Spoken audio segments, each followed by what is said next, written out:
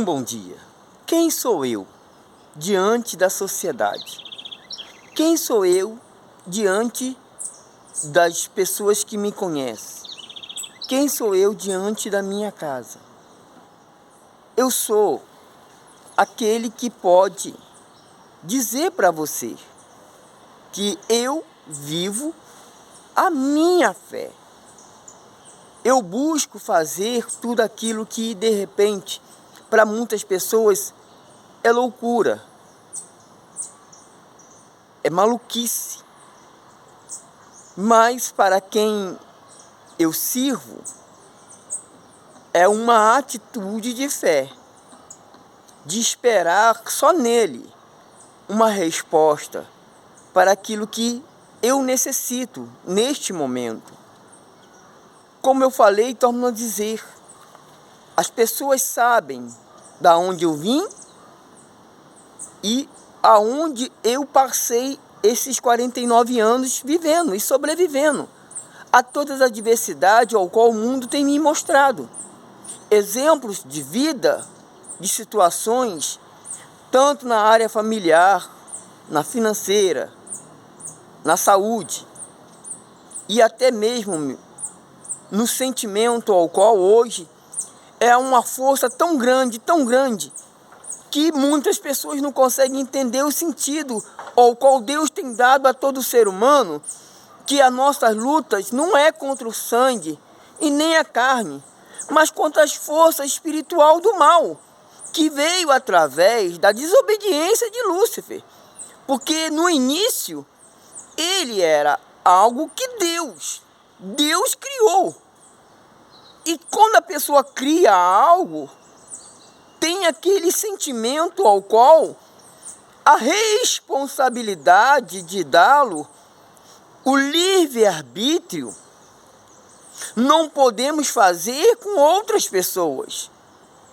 Não podemos retirar o livre-arbítrio de um e dar a outro, ou tirar de outro e dar a um. Não! O livre-arbítrio é algo que é infinito e não pode se acabar.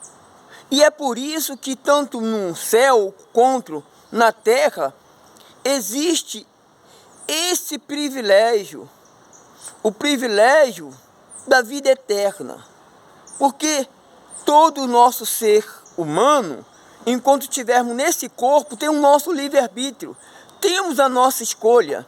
Mas quando chegar o espírito já não tem mais como debater ou criar divisão, porque já houve a divisão.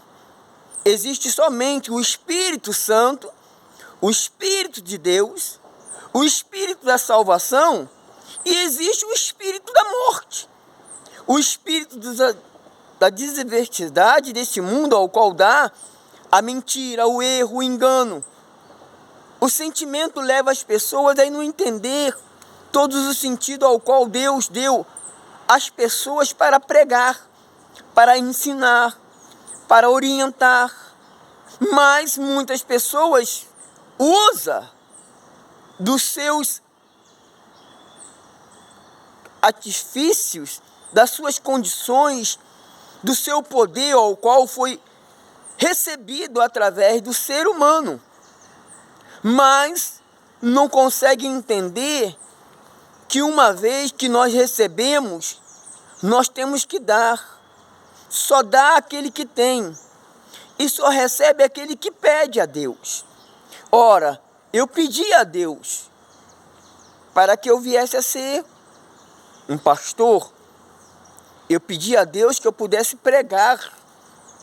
Mas Deus viu em mim algo diferenciado, que eu não, como pregador, eu não poderia estar naquilo que Deus tem preservado para mim, porque todas as minhas vidas, as minhas adversidades, ao qual eu passei na minha infância, e até os 21 anos de idade, todas as coisas que eu vi, sobrevivi, agi, tive que perder.